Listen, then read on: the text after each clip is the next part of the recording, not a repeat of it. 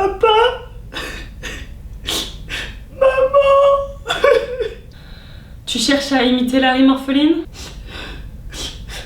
Oui, tu sais où sont mon papa et ma maman?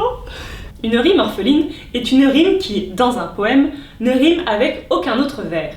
Elle est seule et n'a pas de répondant. Mais a-t-elle de la répartie? Pour la plupart des théoriciens, le terme de rime orpheline est très mal choisi, car le principe d'une rime est de fonctionner par deux au minimum. Donc une rime seule n'est techniquement pas une rime. Sans famille et maintenant sans nom. Tu es sans cœur. Brigitte Buffard-Moret préfère l'appeler une rime isolée ou une rime sans répondant. Tandis que Jean-Louis Haroui préfère lui l'expression de vers blanc, c'est-à-dire un vers qui ne rime avec aucun autre. Bah moi j'aime bien rime orpheline, donc RAF, rien à foutre, j'utiliserai quand même ce terme. En poésie française, la rime orpheline est rare. Elle est cependant assez courante dans d'autres traditions littéraires, comme chez les anglo-saxons par exemple. Pour BBM et Haroui, la seule façon correcte d'utiliser l'expression rime orpheline, parce qu'au final il y en a une, c'est de préciser qu'elle est orpheline dans la strophe où elle figure, mais qu'elle trouve son répondant dans une autre strophe, comme c'est le cas dans la plupart des sonnets, où l'une des rimes du premier tercet ne trouve son écho que dans le deuxième tercet, comme par exemple dans ce poème de Gérard de Nerval. Alors on vit sortir du fond du purgatoire un jeune homme inondé des pleurs de la victoire, qui tendit sa main pure au monarque des cieux.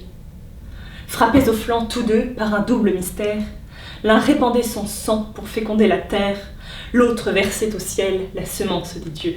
Ici, la rime en lieu est orpheline dans chacune des strophes, mais se complète à l'échelle du poème. Et elles vécurent heureuses et eurent beaucoup d'enfants. Jean-Louis Haroui précise tout cela en inventant les notions de rime orpheline relative et rime orpheline absolue. Les rois et les rois. La rime orpheline relative trouve son répondant dans une autre strophe, tandis que l'absolue est vraiment toute seule, et n'est donc techniquement pas une rime. Donc c'est juste une orpheline. Dans la présentation du recueil Rime orpheline de Jean-Pierre Martinez, la rime orpheline est décrite comme une rime à rien. Rime impossible qui symbolise l'utopie de l'entreprise poétique et la solitude du poète refusant de s'inscrire dans une lignée. Or, quand on est fou, on n'est jamais seul. Pas folle la bleue. Mais moi je ne suis pas d'accord, car la rime orpheline n'est pas du tout impossible, puisqu'elle n'existe que par la volonté du poète qui l'orphelanise exprès, soit pour la mettre en valeur, pour créer une dissonance, une rupture, ou bien une attente. Donc la rime orpheline n'est pas du tout impossible et n'est pas une rime à rien. Avec rien, oui, mais pas à rien. La rime orpheline, c'est un peu comme la scène du tricycle dans Shining. On est là, dans l'attente, dans la peur, on sent que quelque chose va se passer, alors on se prépare, on retient son souffle, et en fait rien, il n'y a pas de suite.